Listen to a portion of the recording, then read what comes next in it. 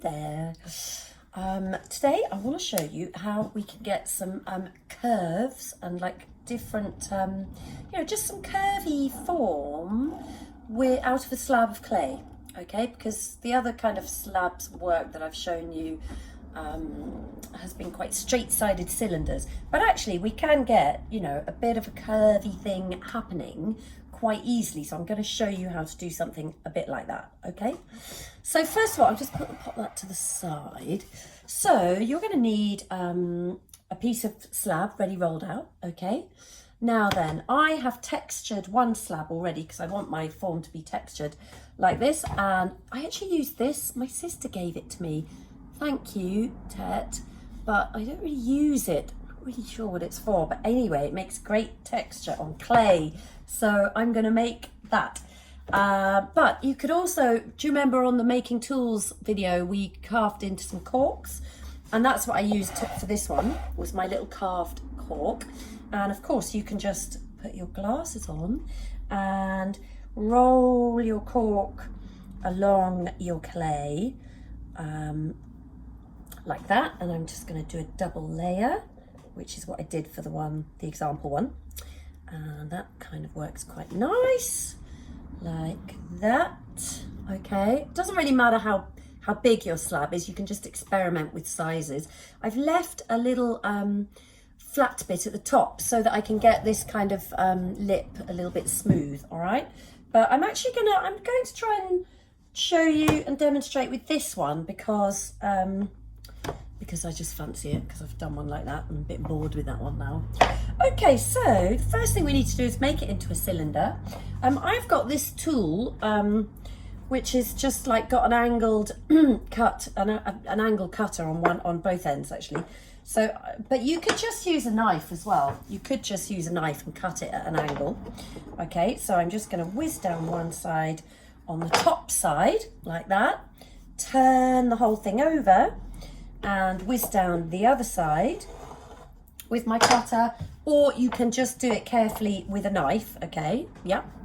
I'm just going to score that, because obviously every time you join two bits of clay, you need to score each bit, and you can do that with a knife or a fork, but not a spoon. And that's fine. I'm going to take a little bit of slip, but you can just use water. Slip is dried clay mixed with water. And then I'm just going to lift that up. I'm going to stand up for this. Just want to show you. And I'm bringing that around, and I'm just going to meet those two edges up. And I'm going to be quite gentle with my clay.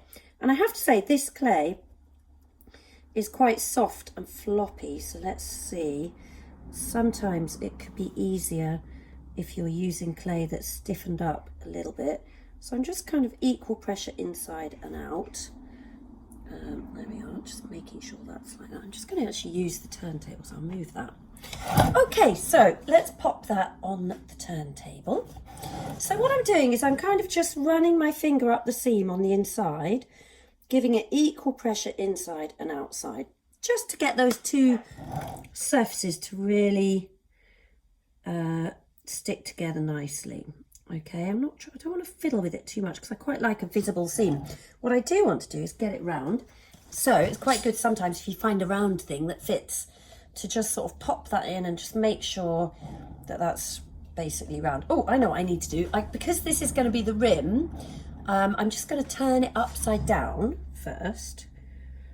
And then, oh, that doesn't look like it's joined that brilliantly. Just making sure that that's as round as it can be. Okay, so the next thing we're going to do is I'm just going to eyeball marking that in half. It doesn't have to be exact. I'm going to do it on the seam, and actually I'm just going to do it without the ruler. I'm better at just looking. Okay, so I've just divided that into 4 segments.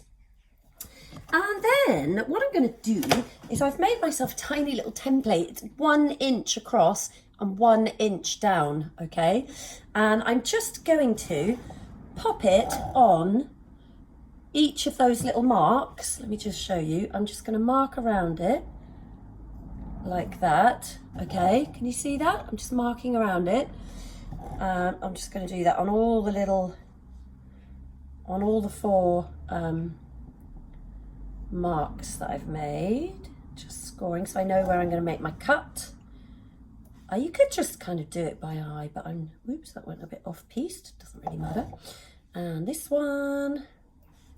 So here we go, down like that, down like that. Okay, so now I've got that marked up, yeah.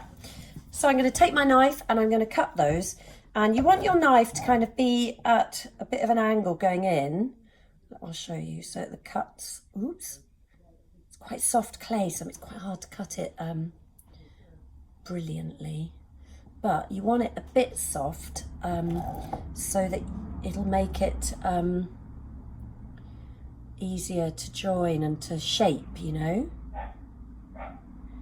later on, because if it's too stiff it's just going to crack. So it's kind of, all right, let's just make sure I'm doing that right. So I'm cutting all of those little bits out. Okay, and I'm being careful when I take my knife out, being quite supportive, you know. So you've got that, okay? So now we're going to score all of these little bits that are going to need to be pressed together. Obviously we'll have to score them because that is, you know, we're joining two bits of clay. So I'm just scoring with the tip of my knife. You could use a knife or a cocktail stick or a fork or a pin on a stick. Just anything really to just sort of rough up the surface. Okay, so that's all scored, can you see? In the little places there. Okay, a little bit of slip to join, just a bit, not too much, you know, I don't want it to be squelching out everywhere and to get all slippery and so I can't get a grip on it, you know. Okay, so I'm going to press these little bits together now. So I'm folding the clay in, you'll see as it comes around, folding that clay in and just kind of bringing those two edges together. And that's a little bit too much slip, squelching out a bit. Okay, like so. Okay, got those joined together. I mean, they're not joined brilliantly yet because I'm not able to put too much pressure on just yet. Oh, I can see I haven't got them square, look. But anyway, that's okay. We'll see what happens. It'll probably be a bit wonky. So the next thing you need to do is get a really nice soft bit of clay and roll it into a thin sausage, a little thin worm, okay? And you're going to get your little thin worm and you're going to press that up inside the seam on the inside. So I'm going to get my finger in there and I'm going to press that sausage up against the seam and just bring it over, fold it over at the end. Okay, can you see that? So let's just do that all the way around. Make sure this clay is quite soft and squidgy. Mine's actually, I forgot to keep a bit of soft clay out, so mine's actually not that squidgy, so I hope I can blend it in later without it being a problem, but let's just see. Okay, last bit down in the crack and bringing that out like that. Okay, so now I know that those seams have been reinforced on the inside. Okay, actually if I show you this way you can see. Can you see them? It's a bit hard to show you. Oh, you see in there? Little sausages in the seams. So that is good. Right, so the next thing we could do is I want to kind of belly it out a little bit here, you know, give it a bit of curve. So basically you can kind of just do that by getting your finger on the inside. Let me try and sit down and do it. So you're just kind of stretching it out from the inside out. Okay, so I'm supporting the pot, but what I'm actually doing is I'm kind of smearing my finger around on the inside, and that's actually stretching the clay and bellying it out a little bit. I don't know if you can see, I hope you can see. and it's sort of like giving it a bit of a fat belly, which is quite pleasing. It's quite a nice, pleasing thing to do. Look, mine's really at an angle, like, because I didn't get the base square. All of that eyeing it up by eye and not measuring it. God, I thought I could do it right, but anyway.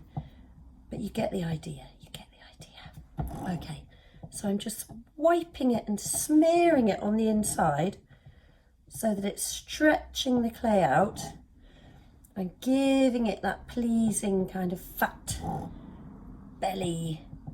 Can you see? So that's changed the shape. So we've got like a curvy shape now. I just want to get it on a base. So I've just got a bit of scrap clay that I textured earlier on because I want the base to have a bit of texture. So let's just take that off a minute and pop that down on there. I'm just going to pop that back on there.